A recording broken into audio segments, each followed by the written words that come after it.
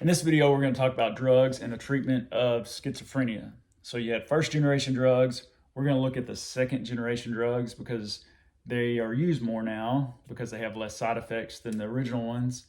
And they're also called atypical antipsychotics. And then antipsychotics are also known as neuroleptics.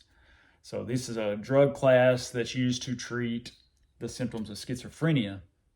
So schizophrenia can have positive symptoms like hallucinations and delusions, and that's what these drugs really help. And then it doesn't do much for the negative symptoms, which includes like apathy and withdrawal, just kind of a lackadaisical attitude about stuff. And if we're going to look at the pharmacology here, we have to have a brain, and I tried to draw a brain, and it's not very good, but at least we have something. So to orient you to what I try to draw here, you have the brainstem down here with the medulla, the pons, and the midbrain. Then you have the thalamus, the hypothalamus, the pituitary, cerebellum, cerebrum, and temporal lobe with the cerebrum. And what we want to focus on is this pathway right here between the midbrain and what's called the ventral striatum, outlined in orange right here. It's right in front of the hypothalamus.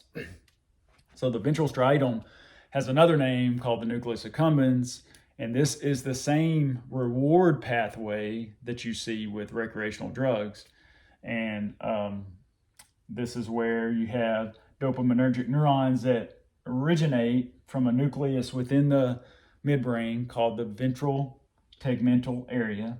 These dopaminergic neurons, axons, extend up to this ventral striatum where the nucleus accumbens is, or nucleus accumbens, and it releases dopamine onto dopamine receptors. Now, our brain has 5 different types of dopamine receptors, D1 through D5. D2 receptors are specific here, and these drugs will block the D2 receptors, so they're D2 antagonists. They bind to the D1 receptors, which are G proteins, and they prevent the binding of dopamine. So they prevent the effects of dopamine. And that's what the dopamine hypothesis of schizophrenia is that we have too much dopamine being released in this area, causing these hallucinations and delusions. So let's talk about some of the drugs. There's other drugs, but I picked the 4 most common prescribed drugs. Clozapine is one. Now, there are still pretty bad side effects to these atypical second generation drugs, antipsychotic drugs. Clozapine is really good at helping with these positive symptoms, hallucinations and delusions, but it can cause agranulocytosis, which is basically, we have 5 different white blood cells, and some of them have granules and like the neutrophils. And so you see a reduction of these white blood cells, and that increases your chances of infection. They all kind of have the side effects, which we call Parkinsonian or extrapyramidal side effects. These include things like akathisia, where you can't stop moving. It's like these involuntary movements. Tardive dyskinesia, where you kind of blink, or your tongue thrust, or you can do these little lip smacking. A lot of little facial things that happen is called tardive dyskinesia.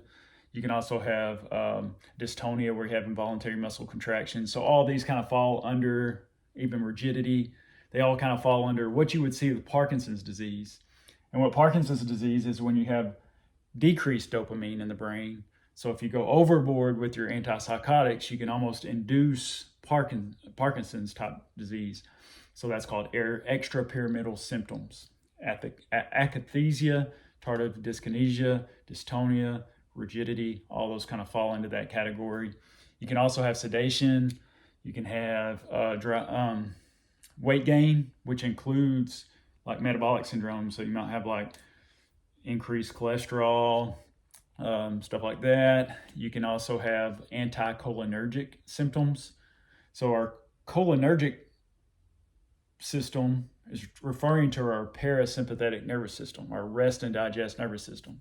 So if you have anticholinergic system, it's basically taking away the effects of the parasympathetic nervous system, which means that you'll have dry mouth because with the parasympathetic nervous system, you get a lot of secretions in your salivary glands. You have blurred vision because, our autonomic nervous system plays a role in our vision.